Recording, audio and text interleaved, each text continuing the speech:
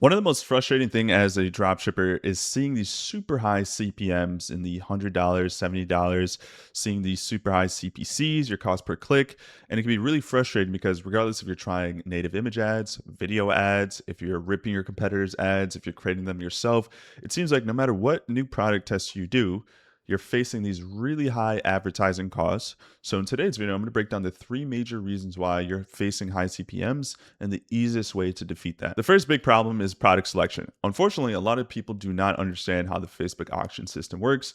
To keep it short and easy to understand, the more competitive the product you select, the harder it is to get in front of the right target audience. In the last year, I've been dropshipping pretty much every single product known to man. These are some of the niches that I find to be the most competitive, and I've probably tested up to this point 50 to 60 different products, putting a ton of time, energy, money into it, refining the offer, building really good websites, putting together really good ads, taking my competitors' ads. And regardless of what I do, it feels like these niches just tend to be the hardest to crack and stay profitable. Pet niche, hair care, right? This includes hair loss, hair growth, hair dye, hair coloring, anything to do with women's hair. Anti-aging as a whole. So this is any skincare improvement product, whether it's a serum, a supplement, some type of cream, ointment, a tool, an instrument, red light therapy, EMS, cosmetics, lip, eyelash, eye bags, hair extensions, shaving, anything to improve a woman's appearance or physical appearance, shapewear, Colombian fajas, tights, anything that helps change the physique of somebody. This includes women and men to a certain degree. Any type of therapeutic solutions. So foot soles. There's been a lot of recently a lot of shoes and orthopedic shoes and seat cushions for people that sit at their desk all day. Elbow cushions, a whole bunch of different therapeutic solutions. Things that help older people get in and out of cars, help them get in and out of beds. Anything that's kind of going after that demographic. EMS and red light therapy. So this is everything from your nose, your ears, your eyes, anything that improves those parts of your body using EMS or red light therapy. This also includes hair growth and scalp protection. Typical pain relief devices. So this is the massages, right? Joint, back, knee, elbow, arm, foot, shoulder, any type of massager, any type of aid or cream, or even if it's not a massager necessarily, but it could also be a bamboo shoulder support or knee support, any type of physical thing that people apply or use to help with these types of typical pain. Any type of sleep aids. This could be anti-snoring, sleep apnea, anything to help people get deeper sleep, of course, including supplements. And here we are, supplements, anything that's weight loss, energy, focus, sleep, bloating, lymphatic drainage, toenails, detoxing, right? Like those detoxing foot pads. Anything that has to do with weight loss in general, whether it's treadmills, jump ropes, Pilates, any of those reformer machines. Teeth whitening, brighter smile, bad breath, coffee stains. I know for me personally, I was able to scale one brand, Helovin, to 5K a day, but it wasn't easy, and it's not something that you can just do almost any single time. Women personal care. So this is body odor, anything that's menopause, postpartum, right? We talk about anything that has to do with women trying to improve their insecurities around other people. Sex life, intimacy, oil, sprays, drinks, women's clothing as a whole, bras, underwear, stockings, even if they're problem solution derived, meaning help with back support by getting a specific bra, anything like that. And then just typical toys that don't solve a problem, don't educate the child. It's just toys. These are some of the most competitive niches that I personally have tested and consistently see over and over again have the highest CPMs. And I already can see the comments and the things that you're probably going to ask yourself. Well, Alex, I've seen people scale in these niches. I see in the Facebook ad library, people are in these spaces, especially supplements. I see people running a lot of subscription models. Why can't I do it? I want to make this very clear. Those niches are not impossible to scale. Those niches are very good, deep problem-solving products that have a lot of potential and a lot of money to be earned. The issue, though, is that a lot of beginners are limited on capital, and they're going into these product tests in these niches and struggling to even get off the ground because it's just naturally more expensive, a natural higher barrier to entry. If you're someone that has more disposable income or some type of consistent job and you want to compete in those niches and build a long-lasting brand, have at it. But I will say, I just came off a $380,000 month dropshipping a product that is not in any of those niches. I also just scaled a second brand from 0 to 1K a day that is not in those niches. I'm getting ready to scale a third brand to multiple 4 figures and potentially even 5 figures a day. That's not in those niches. So it's not to say that you can't build a long-term sustainable brand that is profitable, sitting anywhere between 25 to 35% profit margins. and not being in one of those niches. Of course, you could be in those niches and make money, but there's so many other problems out there that people want solved. There's so many other products out there that solve those problems, and you can still build a long-term sustainable business doing that. Right? There's so many hobbies that people have. There's so many small, minute, everyday problems that people have that aren't knee, back pain, hair loss, anti-aging, right? So if you think that those are the only niches out there to make money and long-term sustainable money, unfortunately, you're just not going to be able to really fight the high CPMs and build a sustainable business if you're on a limited budget. Now, of course, yes, you see people enter those niches all the time and make good money. They probably have more disposable income than you. They're probably more able to lose some money up front, maybe a couple hundred, couple $1,000s, and be okay with that so they can teach their pixel and season their pixel. And that's actually what I want to talk about. Why are some products just higher CPMs? Why are some people able to scale better than others? Why is it that whenever I try doing a problem-solving product in one of those niches, I'm always fighting the same high CPMs? To understand this, you have to understand how the Facebook auction system works. Basically, you pick a goal. In most cases, it's going to be a conversion event designed to get a sale. And I'm going to just quickly go over this and highlight the important points. If you want to read this same document I put together for you, I'll leave a link down below. But basically, it's designed in a couple different ways as to why CPMs are so high. First thing is that there's just too many advertisers targeting the same exact demographic, right? So we talk about women 35 plus, pet owners, people with back pain. There are multiple people advertising to that same person selling different products. So you might have found this new innovative product on TikTok that no one else on Facebook is drop shipping or running ads to. So you might think, if no one else is running this on Facebook and I found it on TikTok first and it looks good, why is it that even then I still can't bring it to Facebook and still see low CPM sometimes? Well, despite it being a newer product, it doesn't really matter in most cases. If the same exact people are being advertised the same solution, it could be a new product, it could be some kind of innovative product, it could be the same product. It doesn't matter. There's this thing called competitor adjacent products. So you have to ask yourself, if I'm drop shipping these blue light glasses, how many other solutions are out there that other advertisers are marketing to the same person that I'm going to drop ship to, right? For example, let's say there's this new innovative supplement that helps you put on more muscle and lose weight. It might be new and innovative, but so many other people are advertising that same solution to the same type of people. So guess what? Regardless if it's new or not, it could definitely help that it's new, that it could help with conversions, but you're still going to have to pay more money because there's more advertisers selling the same type of solution to the same person. At the end of the day, these people do not care what the product is. They care about the solution that you're promising. So you could have the most innovative product in the world. It does not matter. If a lot of people are advertising the same people and saying the same marketing and messaging, it's still going to cost you more money than somebody else that isn't advertising to a competitive niche. Another thing is audience fatigue and blindness. A lot of the times you guys aren't even finding innovative products. It's the same regurgitated products, the same knee and back massagers and the same supplements that are stolen from TikTok. It's the same exact products. You, for some reason, feel as if that no one else have tried, and now you're just going to try to regurgitate the same exact product to the same people that have seen a million different ads. And then you're like, why is my CPM so high? You're only the 150th dropshipper to try to sell that exact product, the same cost per or the same price, the same offer. It's the same exact thing. So a lot of the times consumers get more intelligent and they realize, I've been marketed to the same exact product for the last month or two. I don't want this. I'm going to have audience fatigue and blindness where I'm just going to scroll past your ad. And the way Facebook is designed, they want their advertisers creating ads that keep people on the platform and keep them engaged. If your ad isn't sticking people and they're not engaging with it like a regular organic post, they're just going to scroll. That to them, to Facebook, to them, that is a bad ad. More on that later. Another thing is that your competition just has more conversion events. Another problem with those niches that I just alluded to earlier is that those are some of the most stapled niches to advertise in. So you're just naturally going to have a longer list of competitors that have been advertising longer than you. So the way Facebook works is it works on a trust-based system. So the advertiser that's been running longer campaigns, meaning they've been running for months on end, they have more historical conversions, they have a higher purchase data, meaning they have more purchases going on and higher AOV, and a stronger pixel learning, meaning their pixel has been seasoned for a while, they're 9 times out of 10 going to win the auction.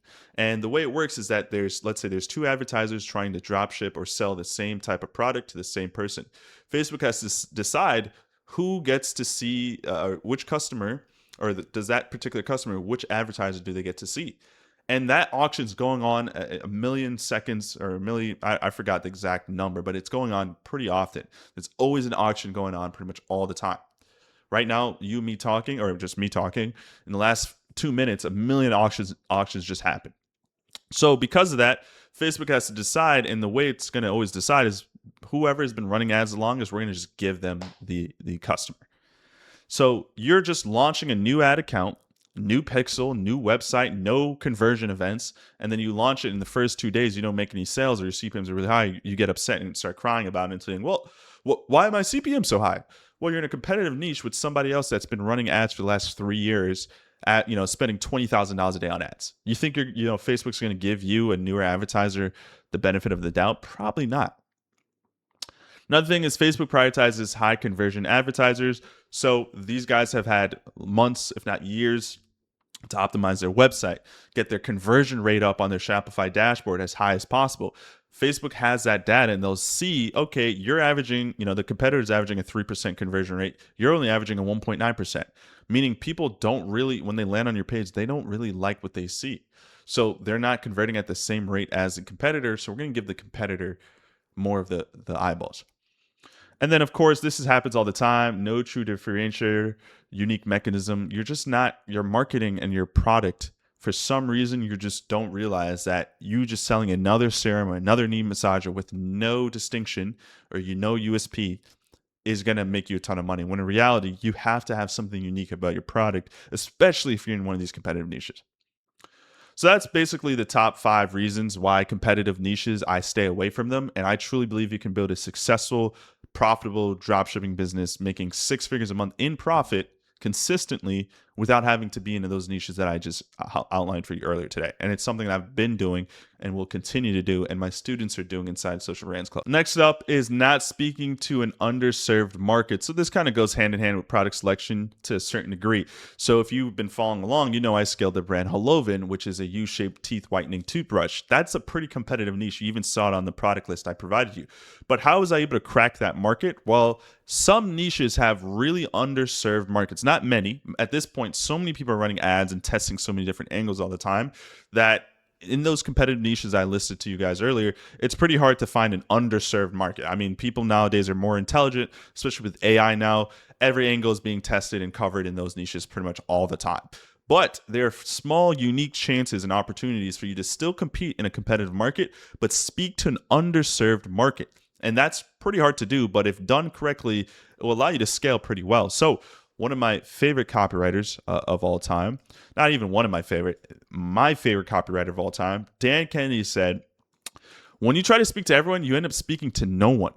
So you create marketing material, and it's a broad generalization in your marketing. Hey, if you have back pain, get this product, basically.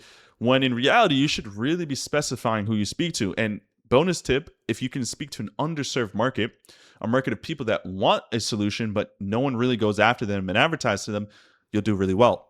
That's what I was able to do with Holovin, and was able to scale to 5K a day because so many people are advertising to just general teeth whitening, or people that had coffee stains or cigarette stains with their teeth, people that had broken down enamel. Those are like the most dominant and most common sub-audiences of people to go after in the teeth whitening market. And rightfully so, there's a lot of money to be made there. But I had a small budget and I couldn't compete with those big companies. So doing deep research and testing and kind of just gambling away some money, I came across a couple of different sub-audiences of people that I was able to scale that no one else was going after. One of them were just parents that had children with braces. Another one were just really affluent, busy parents that struggled to have their children properly brush their teeth and had some more money to invest into something like a U-shaped toothbrush. So I only was able to find that through just kind of gambling and testing. Now I've put together a really profitable and consistent system that allows me to pretty much guarantee that I will find a sub audience of people that no one else is going after in the market. So when Meta has multiple angles and advertisers to split test against, it will be much easier to find winners versus just testing one angle at a time. For this reason, this is why I do CBO testing. And the goal here is to use deep research prompts to find 5 different unique marketing angles to go after a certain type of demographic that have the same problem and want a solution for maybe different reasons. So in this example here, let's just use this typical dropshipping product here, this back massager. What one person may do is they may try to do an ABO campaign, right? Testing at the ad set level is how you do ABO, right? ABO, you spend a certain limit at the ad set level. And what you'll do is that a lot of times people will have one ABO that's going after stay-at-home moms, another ABO that's going after truck drivers, another ABO that's going after new mothers, and all these people have the same problem. They want their back properly massaged, and they're for whatever reason they're not getting it massaged properly, right? What I like to do is just run one CBO and stack 5 different ad sets, sometimes 4, sometimes 6, but in most cases, an average would be about 5, right? So each ad set under this one CBO would have one of them being a stay-at-home mom, one of them being truck drivers, one of them being new mothers, one of them being office workers. I have office workers here twice. There should be another random angle, maybe gamers. And they all compete under the same CBO. Emphasis on the word compete. I want to give Facebook as much information as possible. Especially with the new Andromeda update, it's super important that we have as much context or provide as much context to Facebook so they can decide for us. Their machine learning is just so much better than our innate ability to just guess on a whim. So you doing ABO, these are basically isolated testing. And as you can see here, these are the sub audiences of people or the subgroups of stay-at-home moms that have the potential to be profitable. If you do ABOs, you're just basically just putting one dart in and you're just kind of guessing each time. All right, same thing here with truck drivers. This is let's say the entire audience of truck drivers on Facebook is 2 million. And the 3 pockets of potential scalability for you with this particular product is here, but we're kind of just, blindfold on and we're kind of guessing, right? That's basically what you're doing with an ABO. This can be beneficial for you, right? ABO testing, if you really are like limited on a budget and you want to really like lightly test. But I personally recommend you do this because you can have just one big, massive audience. And in a CBO, you're basically using 5, right? You're in this case, 5 opportunities to hit these little pockets of people, right? And realistically, the pocket should be even bigger. This is basically what it looks like. So you're giving yourself more opportunities to basically hit on a angle that not only is not competitive, but also allows you to scale, right? Scalability is important because how many times have you, the person watching this right now, look me in the eye. I know this has happened to you. How many times have you launched a campaign and on day 1, maybe even day 2, super profitable, 3.5x, 4x ROAS, maybe even higher. And you're like, awesome, I got it.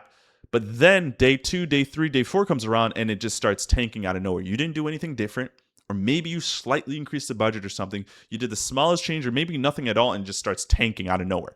It goes from a 3.5x to now all of a sudden it's a 1.2. How did that happen? Well, the reality is, and regardless if you do this in a CBO or ABO, this happens regardless. Facebook might have hit on one of these pockets initially, but it realized that this pocket isn't scalable. Facebook's job is to get you to keep spending more money. And the only way it knows it can do that is if it's making you money. So it's going to always try to get these low-hanging fruit sales initially. But just because it found a little pocket that got a couple sales doesn't mean this pocket is actually scalable. Realistically speaking, those low-hanging fruit pockets are probably like this small. And it's very quick for the Facebook to soak up the potential sales there and then just move on.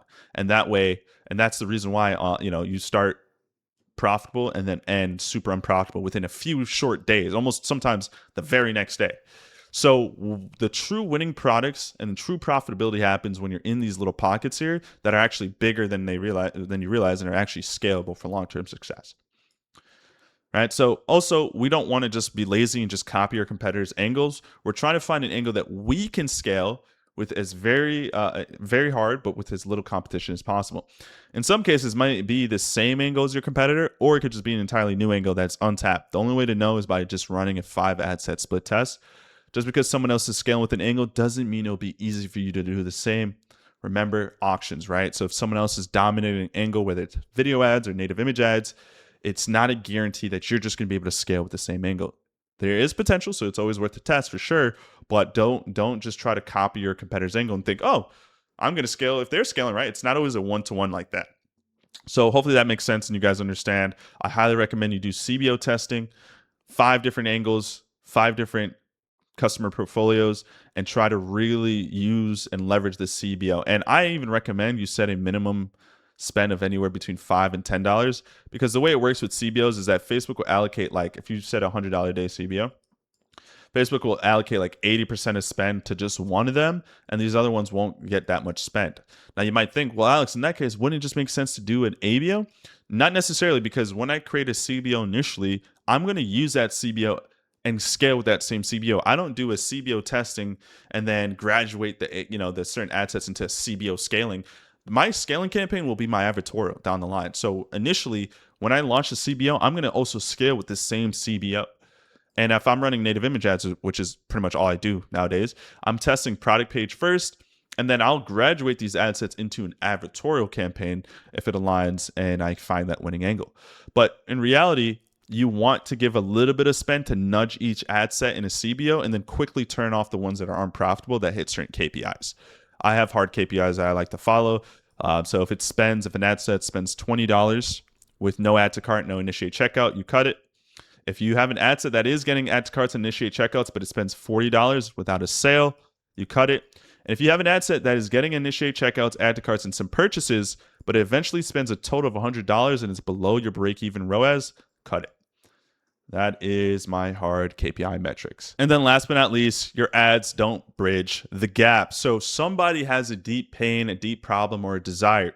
You're not creating good enough marketing copy that allows them to bridge the gap, right? Whether you're running video ads or native image ads, you're not showing the way your product makes their life easier and allows them to easily get to the solution, right? So if I'm looking at your ads, it's like, hey, you got back pain, right? Back to this example. Hey, you got back pain. Well, try out this product here because it allows you to massage your deep back tissues and makes your back feel good. All right, cool. I mean, thank you for listing off the mechanisms of what it does. But what you really want to do is really get into some deep pain and really bridge that gap. So you have kids, right? Like back to the stay-at-home angle, right? I would create long-form copy or an ad, video ad that's like, you're stay-at-home mom and you love your kids, but you're slowly not able to play with them as much as you used to. Your alone time with your kids are just not as good. And even now you are building resentment towards your husband because you guys can't be intimate because you're always in pain. So the one reason why this is happening is because you're not releasing your back muscles, or the tension in your back muscles are becoming too much. That's why you need a solution that can deepen your back pain, or give you a deep massage, make it really convenient, because you also don't have a ton of money to spend on a professional, right? Like you would really go into like some really good deep points, right? One would be financial, right? You don't have the money to pay a professional. Another issue that you're dealing with is just intimacy with your spouse. Whoops. Because you're always in pain, so you're not in the mood. And then you have kids and you can't play with your kids, right? Like you would find like deep-rooted issues and show how your product saves you money. It's going to allow you to, get more intimate with your husband, and then also allow you to play with your kids, all within one, basically, right? So that's important that we create that type of messaging and copy, because we don't want to just be mechanisms, right? We don't want to just create copy on mechanism. This back massager can, warm your back and do 3 different levels of massaging. No, we want to go into the deep pain. We almost don't even want to necessarily highlight the mechanism. We really want to just focus, because you only have so much time to capture a lead. So we really want to just catch their attention based off of the main pain that they're having. And with deep research and allowing yourself to like use AI prompts and stuff like that, you can easily find this and create some good copy for you, without sounding like a dropshipper, right? You want to sound like an experienced marketer, not a dropshipper. Dropshippers just copy, paste, and they don't actually know how to create really good copy. And that's the problem. And it's why you're dealing with these high CPMs. Now, why is this important? How does this relate to high CPMs? Facebook rewards advertisers that create ads that people engage with, that people like, that people spend time on, right? So if you have a video ad, if people are swiping away from your ad within 2 seconds, Facebook, that's going to be a red mark on your books, right? Facebook's going to mark you and say, hey, look, your ads aren't doing good. They're not, having good retention and good engagement. Same thing with native image ads, right? If people see your, native image, they click see more and then they just swipe away, they're not even on the ad and not reading, that's going to dox you. So by creating really good copy and building that gap, almost storytelling almost, it's going to keep people hooked in. Think about like a typical YouTube video, like a Mr. Beast YouTube video, right? He has all these things flying in the screen and like all this retention editing to keep people watching for more because his videos will be pushed out more. It's the same thing with Facebook ads. The better your retention is, the more Facebook will reward you. My best ads have so much engagement on it. So many likes, so many comments. People are reading the entire story. That's because it bridges a gap, it tells a story, and it gets people hooked in. And that's the same thing you have to do with your ads, whether it be video ads or native image ads. So I hope you guys enjoyed this video. And as always, leave a like and subscribe if you did. If you guys want some help scaling your dropshipping brand to $1,000 a day and beyond, definitely join Social Brands Club. We're now in our 3rd iteration, and this is by far the best release yet. I provide everything such as product research tips. I also help you pick a winning product before you even test and launch it. I give you my deep research prompts, and I show you how to use native image ads to scale my brand to $300K a month and give you the same deep research copy and prompts that I use, copy and paste prompts that you can use to scale your brand as well. I'll leave a link down below in the description. I have so many amazing community members that are doing so many great things in the e-com space. So not only do you get access to me and my knowledge, but you get to network with 100 plus, in this case now 250 plus dropshippers that are scaling their brands just like you want to do as well. See you guys all in the next one. Take care.